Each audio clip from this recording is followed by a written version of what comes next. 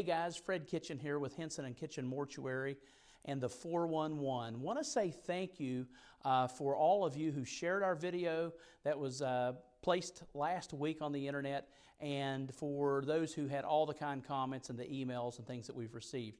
Want to say thank you for that. Also want to address a question that is probably in need of being answered here, and we'll talk a little bit about it. It's, should children go to funerals and memorial services? Should children attend funerals and memorial services? It's a question, that a lot of parents have. What should we do? Should we make them go? What should we do? Let's talk about this first. Children need an opportunity to grieve. They're no different than any of us.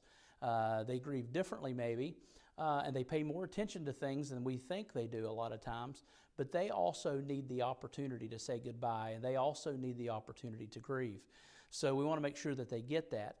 What needs to happen is there needs to be some joint discussion with the child and the parents and kind of talk together. And a lot of this is also going to be dependent upon the age of the child. If they're a real small child, and at that point they're not going to really be able to make those decisions for themselves.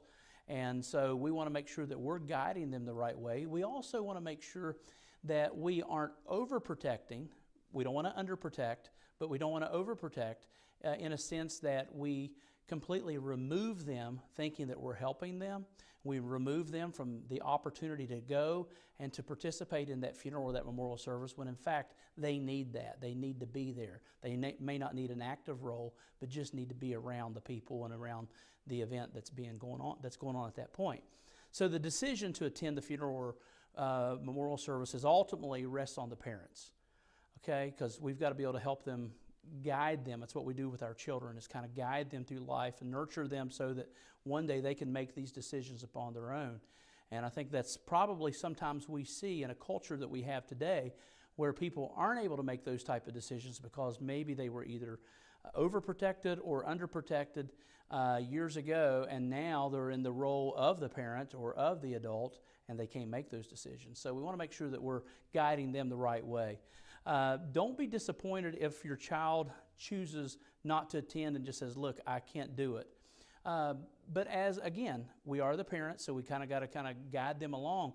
One of the things to keep in mind with that is that funeral homes, like our funeral home today, we offer Wi-Fi service so that those that come in our facility can bring their computers, their tablets, their iPhones, iPads, and they have access to playing games and doing the things that they typically are used to doing at home and school and everywhere else. But we also have ability to play videos where they can watch videos, while also in the background they can hear the service going on. And we can't never underestimate what a child picks up, right? How many times have we had a conversation with our spouse and we're talking about it in a totally different room, and the child is maybe playing and it looks like that they have nothing, they're not even paying a bit of attention to us, and then later that evening they'll ask you a question about something you said in that conversation. So they're paying more of attention than we give them credit for sometimes. So want to make sure that we're paying attention to that also. So I want to kind of mention here a little bit a story that happened to me. I was about 12 years old and I had an aunt that passed away tragically. And I was unable to attend her funeral. At that time, I kind of felt like I didn't want to attend. I think it was a difficult time for my parents. And so it was just one of those things that I think it was easier that I stayed home. It was just easier for everybody.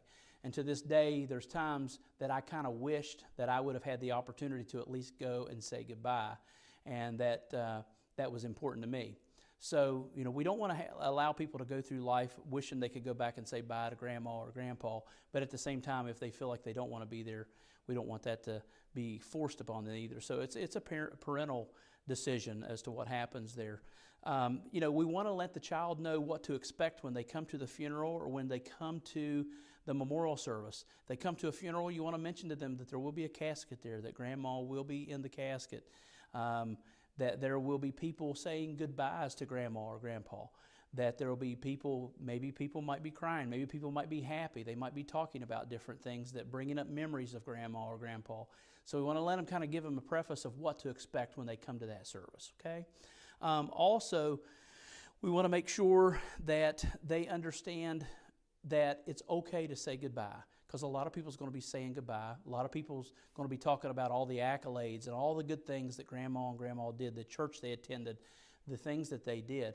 So it's actually a really healthy thing for the children also. So it's just one of those things that, again, we come together as parents. Ultimately, it's a parental decision, but we come together as parents, and we also work with our child on seeing what's best for them, whether to attend this service or not. So I think this is a great opportunity for us to have a discussion with our children beforehand a lot of times to see kind of how they feel about things. There are videos even available.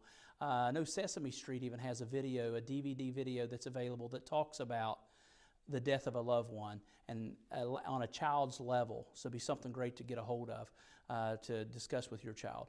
I know we've provided that for families in the past, so that's a great thing. So there's really no definitive answer as to this is how it has to be or this is not how it's going to be.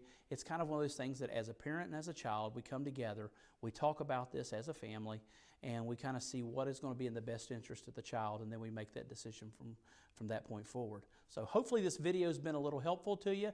Again, we'll have another video coming out next week, and I want to say thank you again for all who are watching these videos. Be sure and share this video. We want to make sure that the people who need to be seeing this video are seeing it, and it's helping people. That's what it's all about. We want to make sure that we're helping people. We want to invest and help people in our community. So thank you so much for watching, and until next time, we'll see you. Thank you.